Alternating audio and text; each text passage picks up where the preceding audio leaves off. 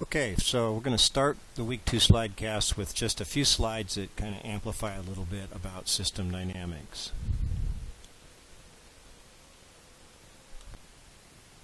There are many potential benefits of building and using system dynamics models. Whether we are interested in studying an existing system or maybe developing a new system, we can explore the dynamic behavior of that system. And we can simulate a wide variety of conditions in order to try to set up the best possible design or to find a way to improve the performance of the system. Very often, the goal is to identify what people kind of like to think of as high leverage policies, things you could change pretty easily and get a significant amount of impact.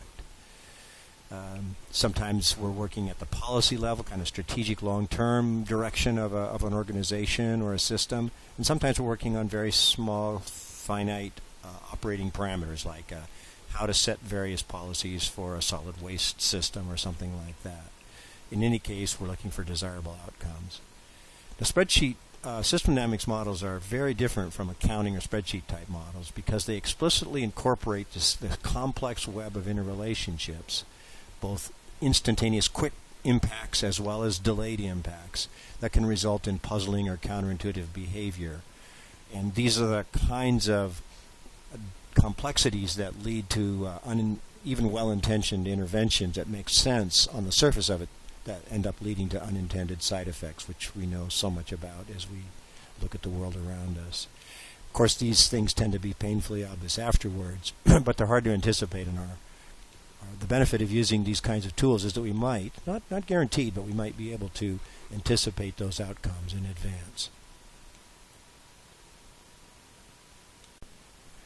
In addition to what the model itself provides, there are also major benefits from just the process of attempting to build or building the model, hopefully, due to the highly structured inquiry that we engage in order to figure out how things actually work in our existing system or might work in a proposed system.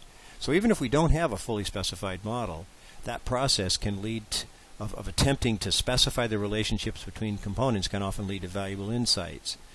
And that has to do with this idea of tracing out the logic or the chains of influence between the various elements of the system. So a great thing about embarking in the learning about system dynamics modeling is not just to have the model, but to learn a way of inquiry about how systems might work that can lead to insights. I can think of many cases where we have started to build a model, gained the insight that we needed, and never really quite finished the formal model, but it was still a very valuable process.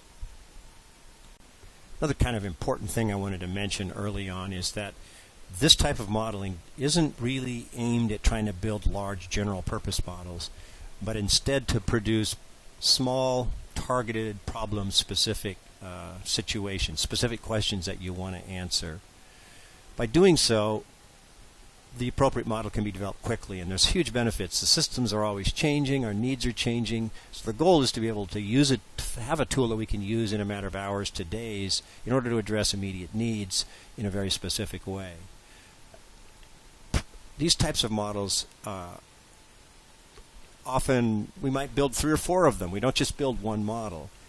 And each specific question might be able to leverage the previous modeling work that we've done, but it turns out that we don't do that as often as you might think. So it's not like we're building a large general purpose model that we configure to answer questions, but we really are trying to understand and express what's going on for a very particular situation and then try to gain insight using a model.